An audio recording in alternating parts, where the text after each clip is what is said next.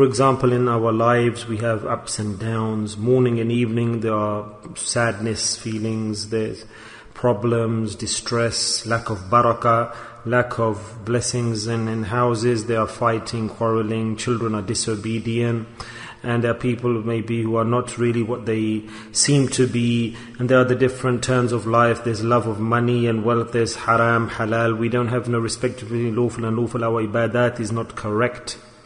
And if we go further, everything we do in our life may seem to be without any blessings, and there are targets that we're trying to achieve and we can't get there. Many things, many ups and downs, problems in our homes or families, household, business issues, work issues, employment issues, achievements that cannot even be achieved. So there has to be a reason, an underlying reason that causes these factors to occur. Now, if there are many negatives surrounding a person and occurring in a person's life, then obviously we'll take illness and problems, difficulties in actions, achieving actions, no barakat.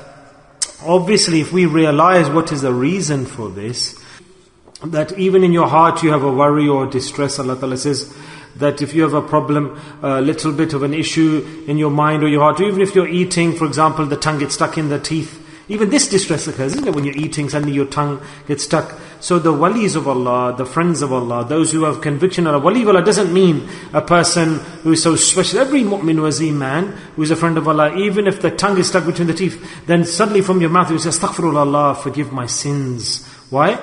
Because he knows within him that these issues that are occurring in my life are due to my sins. Allah says that asabatkum musibatun. Allah says that this is due to the person's deeds, that these problems, these restrictions, these are due to your own deeds.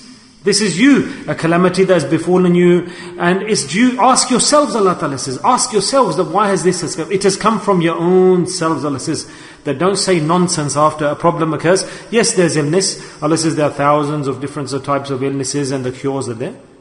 But when you go towards the wrong solution, when a person has issues in his life, first and foremost he should consider it's due to his own sins. But the problem is, the surprising thing is that a human being never considers his own sins as the root cause of the calamities that have befallen him in his life. He says, I haven't done anything wrong, I haven't done a mistake. Allah Ta'ala says that the punishment, the biggest punishment of the sins is that a person feels, I haven't done anything wrong anyway. Allah Ta'ala says, I take away the awareness from those. No, I didn't do anything wrong. I haven't made any mistakes. I'm totally fine. I've never done anything wrong. I never thought of doing any sins. Tell me. In other words, the person, he has been given such a big punishment that the individual doesn't even have awareness of his own sins, and that Allah Ta'ala is punishing him. So the Quran tells us that the reason for this is the sins. The sins. Allah says that you think that the sins are small, then that nur starts to dim, darkness starts to overpower the light of the iman in the heart. Nothing can dim the light of iman, but when an individual sins, there's so much wretchedness in sin. And after sinning, not zina or alcohol, no, just a sin. Just a sin. Any sin under the banner and the definition of deen, if it's called a sin. So what will first occur is that there will be dhulm, darkness will come over the heart. Then the next step, after that, the next step. What happens then? Then a condition occurs. So first dhulmat, wretchedness comes. So when a person has the nur of iman in the heart, then when he sins or she sins, darkness will start to dim the light of iman. Then he'll feel like doing another. And you see that today there's immodesty spread everywhere, amongst women especially. Why? Because women have become immodest. They commit sins, they don't know what is haya. They don't know what is shame. Shame is lost. Modesty is lost, and with passion, desires in the shopping areas, marketplaces, at home, there's gatherings, majalis, haram, who's sitting there have no regard, no worry. And I'm talking about Islamic environments, countries, in our environments, hudud is being defined in the Quran. The hudud has been drawn, the line is being drawn to correct and a sin multiplies and breeds other sins, a person becomes immodest, invites other sins. Listen further now, there's another sin. What other adab occurs due to a person sinning?